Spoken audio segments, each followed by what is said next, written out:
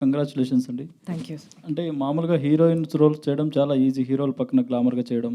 కానీ ఒక mother character చేయడం అనేది ఛాలెంజింగ్ అది. ఈ ఛాలెంజింగ్ రోల్‌ని మీరు ఎలా తీసుకున్నారు అసలు?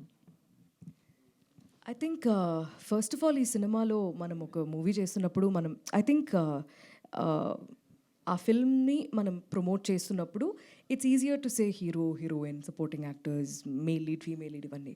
బట్ ఇక్కడ ఈ పోస్టర్లో ఎంతమంది ఉన్నారో వాళ్ళందరూ హీరోసే ఈ ఫిల్మ్లో. ఎస్పెషలీ చూసేసరికి అందరికీ అర్థమైపోతుంది.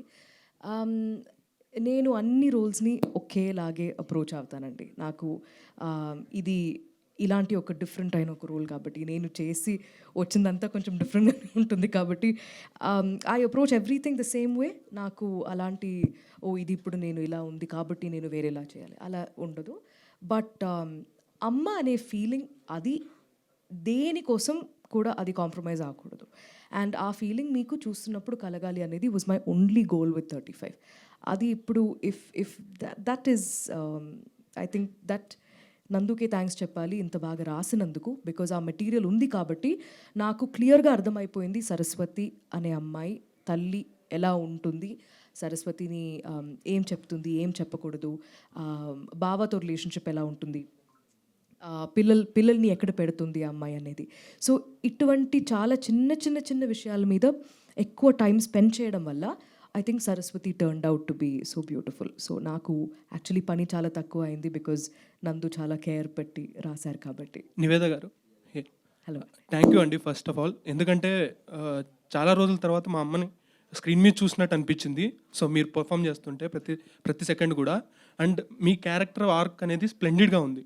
అండ్ ఎందుకంటే అరుణ్ 5th క్లాస్ గెలిచాడని అంటే 5th క్లాస్ పాస్ అయ్యాడంటే కూడా మీరు 10th క్లాస్ పాస్ అయినప్పుడు థియేటర్ మొత్తం ఒకసారిగా ఎరప్ట్ అయిపోయింది.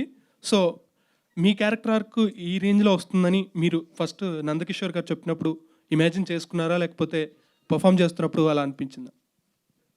Everything was already on paper అండి. సో నాకు అది చదివిన వెంటనే విన్న వెంటనే నాకు తెలిసింది that it's a very complete story, very well rounded story.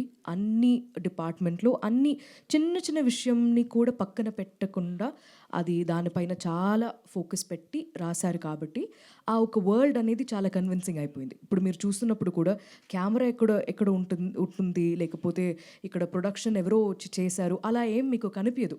సెపరేట్గా ఆ ఒక వరల్డ్ ఉంది. ఆ వరల్డ్ని బిల్డ్ చేయడం, ఆ టైం తీసుకొని ఆ క్యారెక్టర్స్ని ఇంట్రడ్యూస్ చేయడం అనేది ఈ టైంలో అంటే ఫస్ట్ హాఫ్, సెకండ్ హాఫ్ అని సినిమాని చూస్తున్నప్పుడు it's actually quite rare and also little daring that Nandu decided to take his time with those characters. వాళ్ళ రొటీన్ ఏంటో తెలుసుకోవడం, వాళ్ళ రొటీన్ ఏంటి అని మెల్లమెల్లగా చూపించడం. సో ఎండ్లో ఏమైపోతుందంటే మీరు వాళ్ళు గెలవాలి అని మీరే you'll be rooting for them కదా.